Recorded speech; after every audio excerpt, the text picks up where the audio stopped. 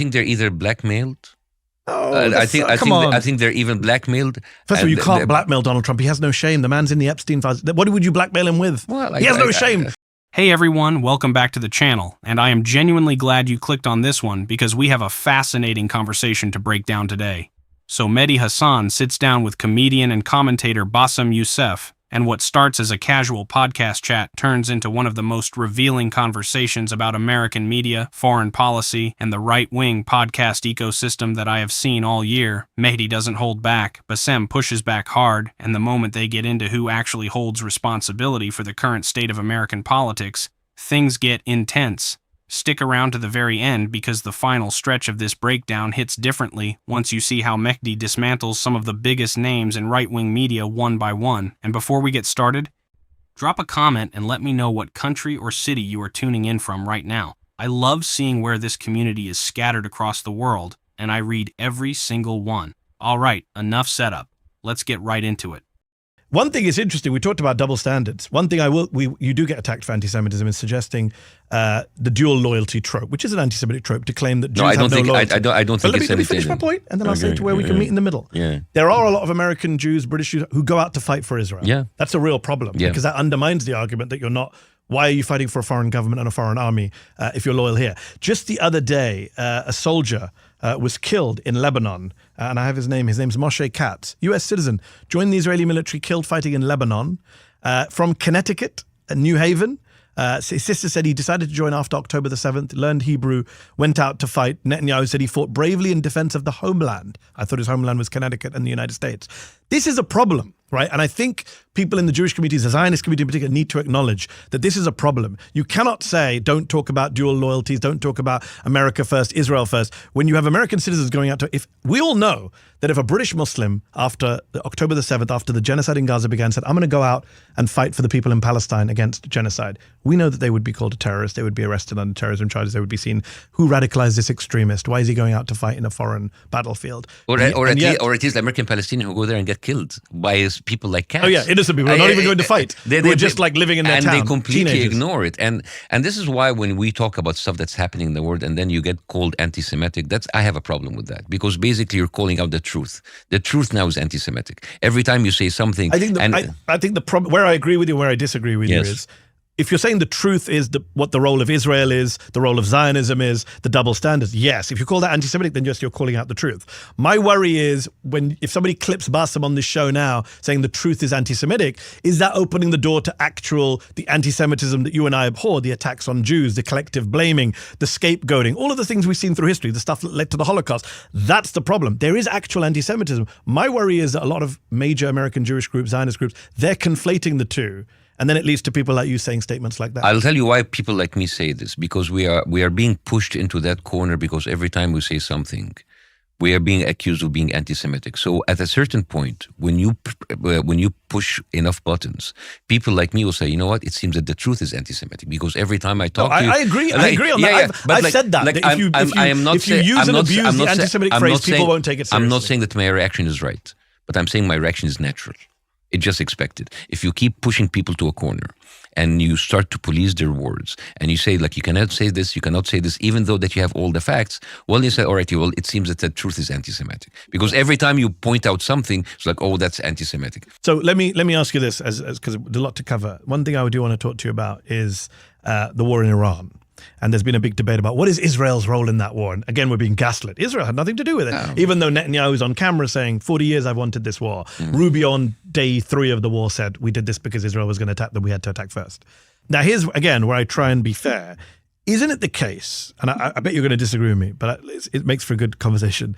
When Joe Kent resigns, the National Counterterrorism czar or whatever his title is, and he says, it's Israel. Israel did this. Trump was manipulated into it. My worry with that argument is that does start to get into a weird place, because then you're basically saying America has no agency, Donald Trump has no agency, the CIA has no agency. They're all just innocent fools misled by Benjamin Netanyahu in Israel. And that I don't buy. The history of American imperialism is a history of American imperialism which has nothing to do with Israel. We didn't go into Vietnam because of Israel. We didn't bomb Cambodia because of Israel. We didn't take out half the South American leaders. So my worry there is, again, on the internet, people are becoming, I don't know what the word is, red pill, whatever the phrase is, where you blame everything on Israel.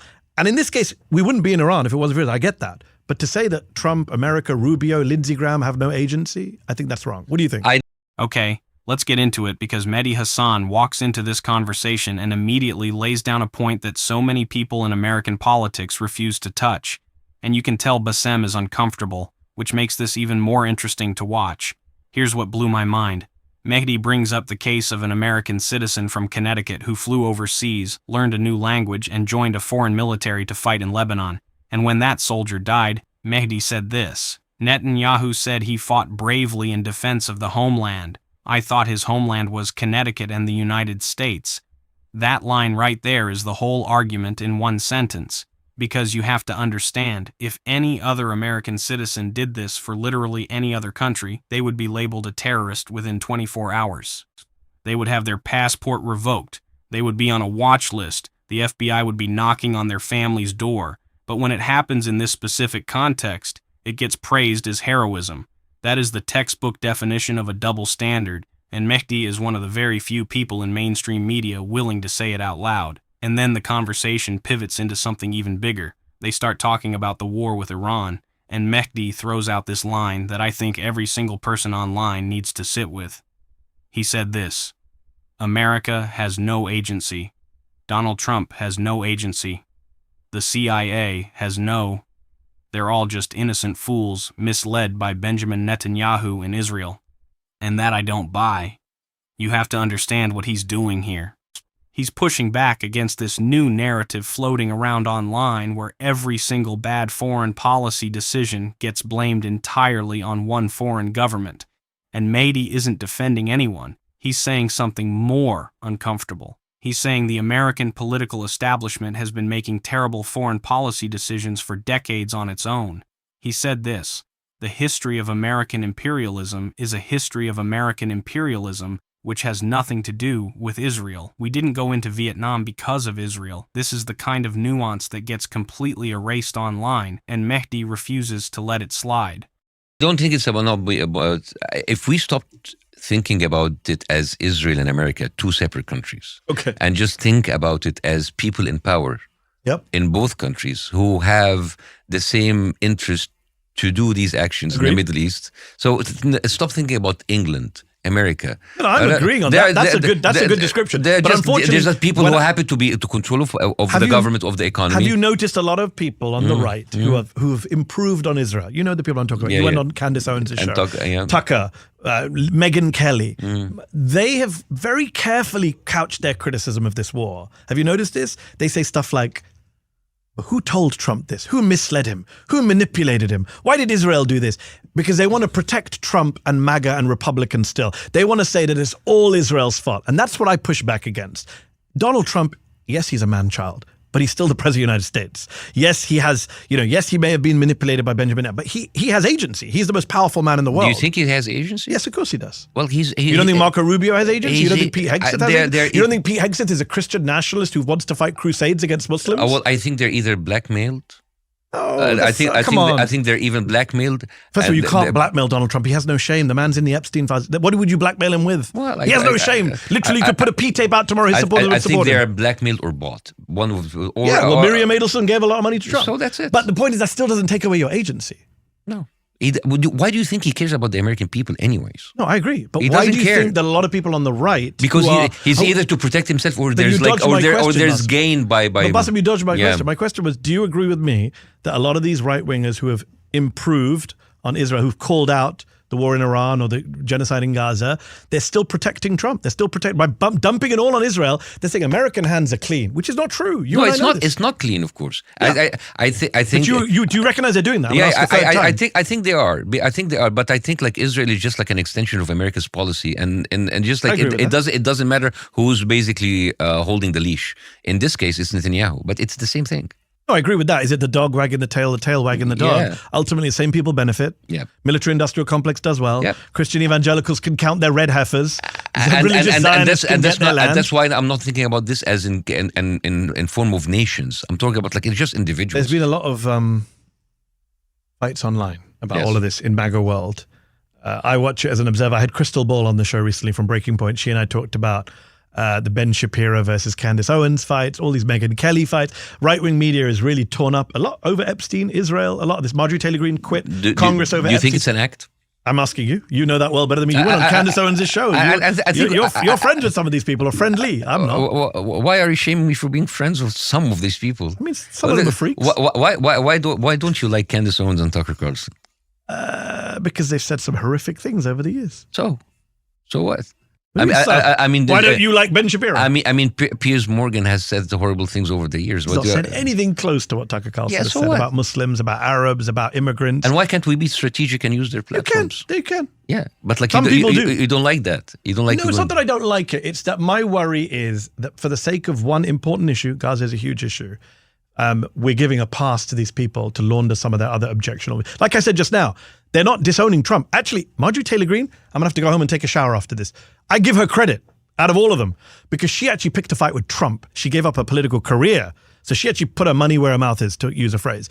And this is where Mehdi really starts cooking, because Bassem pushes back and Mehdi makes a point that I genuinely think is one of the sharpest media critiques you'll hear this year. He says a lot of right-wing commentators have suddenly become very critical of foreign policy, but if you listen carefully to how they word their criticism, something strange is happening. He said this: they want to protect Trump and MAGA and Republicans still. They want to say that it's all Israel's fault. This is the part people don't realize. You can't just absolve the most powerful man on the planet by pretending he's some puppet with no control over his own decisions. The President of the United States has agency. His cabinet has agency. His advisors have agency. Mehdi is basically calling out an entire industry of commentators who are performing criticism while still protecting the people who actually pulled the trigger on these decisions. And then Bassem tries to suggest that maybe these politicians are being blackmailed or bought, and Mehdi delivers what is literally the funniest and most devastating line of the entire episode. He said this: "You can't blackmail Donald Trump. He has no shame. The man's in the Epstein files. What would you blackmail him with?" I had to pause. That is a surgical strike. Because think about it for a second. The whole blackmail theory falls apart the second you apply logic to it. Blackmail only works on people who have shame, who have reputations they want to protect, who fear public exposure.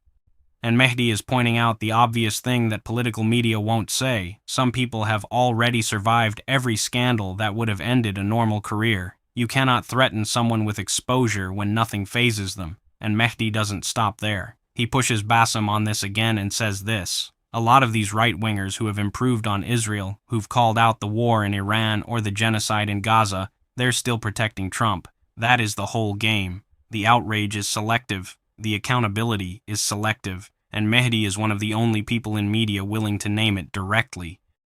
The rest of Tucker doesn't say a single anti-Trump word. He acts like the war in Iran came down from the skies. We wouldn't be in this war in Iran had Tucker not promoted Trump for president, had Candace not promoted Trump for president, had Megyn Kelly not promoted Trump for president. We're in this war. Joe Rogan, Theo Von, all these guys. Did you watch Joe and Theo the other day saying they're fucking terrorists, Israel?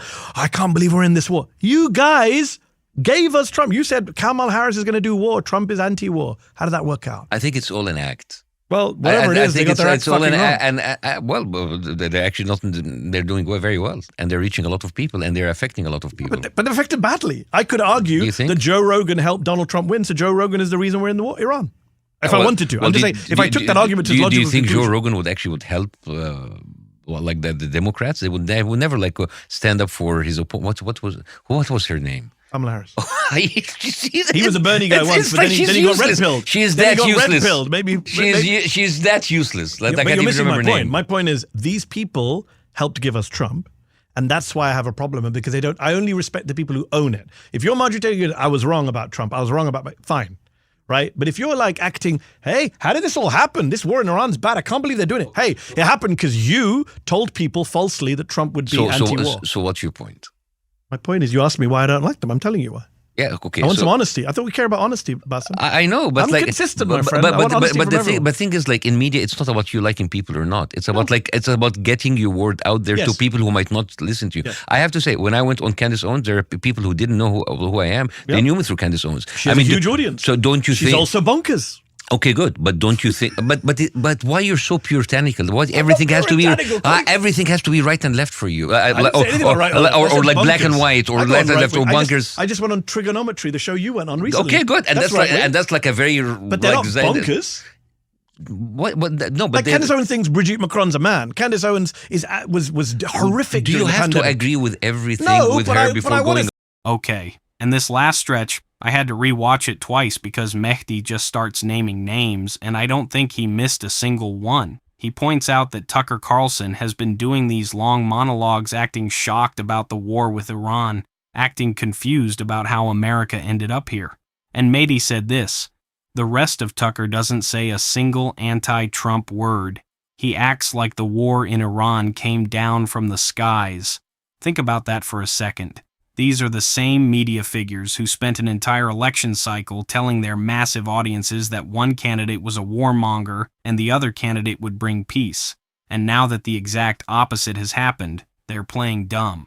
Mehdi said this: we wouldn't be in this war in Iran had Tucker not promoted Trump for president, had Candace not promoted Trump for president. I had Megyn Kelly not promoted Trump. This right here is the accountability that nobody in political media wants to give. You cannot spend years building up a politician, telling millions of young men that this man is the anti-war choice, and then pretend to be shocked when he does the thing you were warned about for a decade. That is not journalism. That is damage control. And Mehdi lands the final blow with this: you guys gave us Trump. You said Kamala Harris is going to do war. Trump is anti-war. How did that work out? That is the receipt. That is the kind of line that should be printed and framed, and it reminds me of something historical worth remembering. Back during the build-up to the Iraq War in 2003, there was a massive ecosystem of pundits and commentators who cheerleaded that war, who promised quick victory, who mocked anyone who opposed it. And after the disaster unfolded, almost none of them were ever held accountable. They just kept their shows and kept getting booked. We are watching the exact same pattern repeat itself with a new generation of podcasters. And then Mehdi takes it one step further and goes after Candace Owens by name, reminding everyone that she has said some genuinely wild things. He said this: Candace Owens thinks Brigitte Macron's a man. Candace Owens was horrific. The flip-flopping, the chasing of every possible audience, Mehdi is not giving that a pass. And honestly, he shouldn't. So, what do you guys think of this? Leave your thoughts down in the comments, please like and subscribe, and I will see you in the next video.